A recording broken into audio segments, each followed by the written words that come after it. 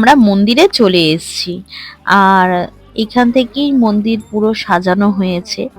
তো আগে না এই জায়গাটা ফাঁকা ছিল, বেশ কয়েক বছর আগে। তো তখন শুধু দীপান্বিতা অমাবস্যাতেই কালী পুজো হতো। আর শিব ঠাকুরের একটা ছোট্ট মন্দির ছিল। আর এই দেখো, প্রবেশের পথে দুটো দ্বারঘট আছে, দেখতে পাচ্ছ? এই দ্বারঘট দুটো আমার মামা শ্বশুর দিয়েছিল টুবান হবার পরে। তখন আর কি মন্দিরে এটা দান করেছিল দুটো দ্বারঘট। আর তোমাদের যেরকম বলেছিলাম যে মায়ের মূর্তি দান করেছে আমার বাবা অনেক বছর আগে, বলছিলাম যেটা, যে এখানে ফাঁকা জায়গা ছিল।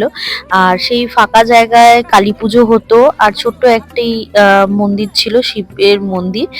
সেই থেকে পাড়ার কাকুরা মিলে একদিন ঠিক করলো, মানে এটা একটা ক্লাবের আর কি, এখানে একটা ছোট ক্লাব আছে।